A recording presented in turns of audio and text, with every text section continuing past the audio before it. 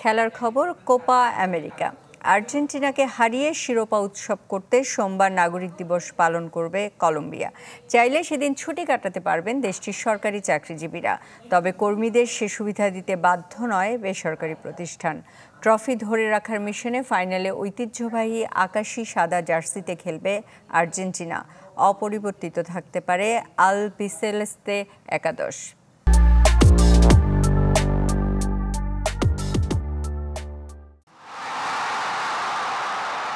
2001 সালে সবশেষ কোপা আমেরিকার ফাইনাল খেলেছিল কলম্বিয়া। মহাদেশের শ্রেষ্ঠত্বের মঞ্চে সেবারই শেষ শিরোপা জিতেছিল দেশটি। 23 বছর পর আবারও চ্যাম্পিয়নের হাতছানি কলম্বিয়ার। বিশ্বসেরা আর্জেন্টিনাকে হারিয়ে উৎসবে মাতার অপেক্ষায় গোটা দেশ। আর সেজন্য সোমবারকে নাগরিক দিবস হিসেবে ঘোষণা করেছেন president Gustavo Petro.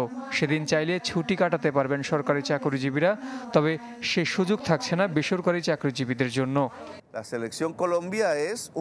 Colombia football দল আমাদের ঐক্যের প্রতীক, সহিংসতা কিংবা বিভাজনের নয়। কলম্বিয়ার জাতীয় পতাকা দেশের মানুষের পারস্পরিক বন্ধনের প্রতীক। সেজন্য সোমবার জয় উদযাপনে আমরা নাগরিক দিবস পালন করব, আর এটা অবশ্যই সবাই মিলে। মূলত কলম্বিয়ার অভ্যন্তরীণ কোন্দল কমাতে ফুটবলকে কাজে লাগাতে চান পেত্রো। দেশটির গেরিলা গ্রুপের সাথে শান্তি আলোচনার অগ্রগতি জাতিসংঘকে জানাতে যিনি এই মুহূর্তে আছেন যুক্তরাষ্ট্রের নিউ ইয়র্কে। তর সইছে না কলম্বিয়ার সাধারণ মানুষেরও। মেসির দলকে হারিয়ে উৎসবে মাতার অপেক্ষায় সবাই। আশা করি ফেয়ার একটা ম্যাচ হবে। শুরু থেকে শেষ পর্যন্ত আমরা দলকে সমর্থন দিয়ে যাব। আর্জেন্টিনা অবশ্যই চ্যালেঞ্জিং প্রতিপক্ষ। বিশ্ব চ্যাম্পিয়নদের বিপক্ষে খেলাটাও সম্মানের, তবে ওদের দেখাতে হবে আমরাও জিততে পারি। বসে নেই আর্জেন্টিনাও। ব্যাক টু ব্যাক চ্যাম্পিয়ন হতে প্রস্তুত লিওনেল স্কালোনির দল। শঙ্কা কাটিয়ে দলের সাথে অনুশীলনে ফিরেছেন গঞ্জালো মন্তিয়াল। তাই জোরালো হচ্ছে আগের ম্যাচের একাদশ ধরে রাখার গুঞ্জন।